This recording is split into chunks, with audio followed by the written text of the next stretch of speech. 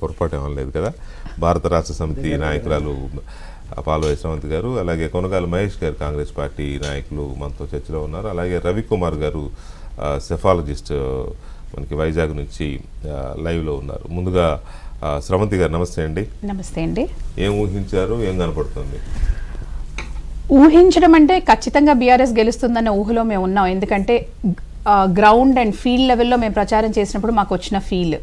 కానీ మొదటి నుంచి ఒక మాట మేము ముందు నుంచి అంటున్నాము, రిగ్గింగ్ జరిగింది అన్న మాటని మేము మా నాయకులు అక్కడికి వెళ్ళినప్పుడు పోలీస్ వాళ్ళు వాళ్ళ పైన చేసిన లాఠీ చార్జే కానివ్వండి, మేము మొదటి నుంచి జరుగుతోంది ఇక్కడ మొత్తం అవినీతి జరుగుతోంది, ఇక్కడంతా గప్లా చేస్తున్నారు అని చెప్పినా కానీ పట్టించుకొని వైనం కనపడింది.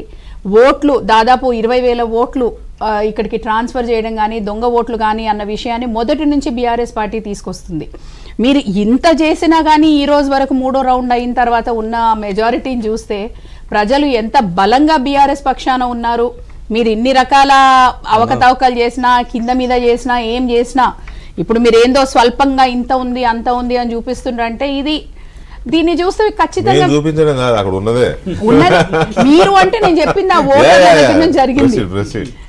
సో ఇప్పుడు ఇక్కడ ఉన్న పరిస్థితి చూస్తే మాత్రం ఖచ్చితంగా గ్రౌండ్ లో మేము ప్రచారం చేసినప్పుడు చూసింది ప్రజల్లోంచి వచ్చిన స్పందన, ఇక్కడున్న కాంగ్రెస్ ప్రభుత్వం వైఫల్యాలను ఎత్తి చూపేలాగా మాకు ప్రతి దగ్గర కనపడింది.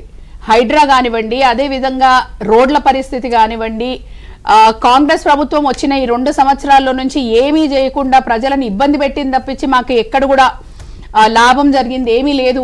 ఎందుకంటే పెద్ద పెద్ద ప్రలోభాలు పెట్టి అధికారంలోకి వచ్చిన ప్రభుత్వం ఇది. కానీ మాకు క్షేత్రస్థాయికి వచ్చే కల్లా ప్రభుత్వం దగ్గర నుంచి మాకు వచ్చింది ఏం లేదు, చేసింది ఏం లేదు, ఉన్నది కాస్త చెడిపోయింది అన్న.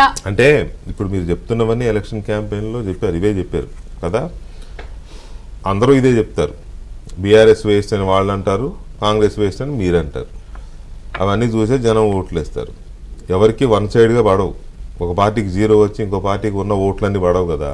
పోటీ ఉంటుంది, మెజారిటీ మ్యాటర్స్. డెమోక్రసీ అంటే ఆ మెజారిటీ మాత్రమే.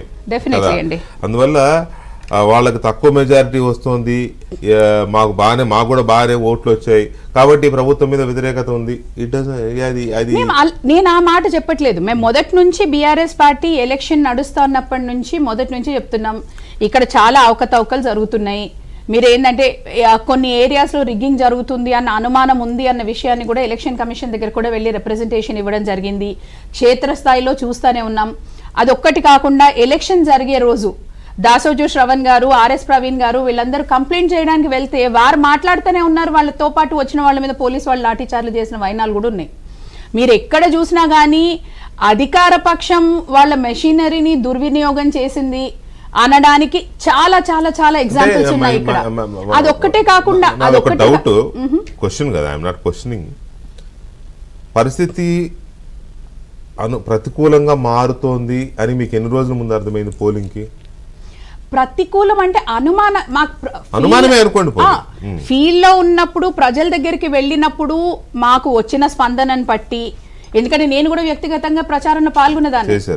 సో నాకు అనిపించిన ఫీలింగ్ మాకు అక్కడ గ్రౌండ్ నుంచి వచ్చింది. ఎందుకంటే జస్ట్ మేము ఏదో ప్రచారం చేసేసి వెళ్ళిపోయింది కాదు. ఆ తర్వాత వెళ్ళి అక్కడ ఉన్న కూరగాయల అమ్మేటోళ్ళ దగ్గరనో, ఇంకో కిరాణా కొట్ల దగ్గరనో ఇవన్నీ కూర్చొని టీ బంకుల దగ్గరనో కూర్చొని వాళ్ళతో మాట్లాడినప్పుడు వాళ్ళు చెప్పిన స్పందన ఏంది? కొంతమంది అయితే ఓపెన్ గానే చెప్పినారు మాకు, అమ్మా ఇదంతా గుండా రాజ్యం ఉంది, మేము బయటకు వచ్చేమన్నా మాట్లాడితే మా పరిస్థితి రేపు ఏందో తెలియదు, కానీ సైలెంట్ గా బీఆర్ఎస్కే పడుతుంది అని చెప్పి మాట్లాడిన వాళ్ళు ఉన్నారు. ఈరోజు అటువంటి మీరు ఒక ఫియర్ సైకోసిస్ క్రియేట్ చేసి గుండారాజ్యం, రౌడీ షీటరు ఇలాంటి పదాలు వాడడమే నవీన్ యాదవ్కు అనుకూలంగా మారిందేమో అనే చర్చ కూడా ఉంది. వాట్ మహేష్ గారు ఎలా ఉంది? వస్తున్న రిజల్ట్ మీ ఎక్స్పెక్టేషన్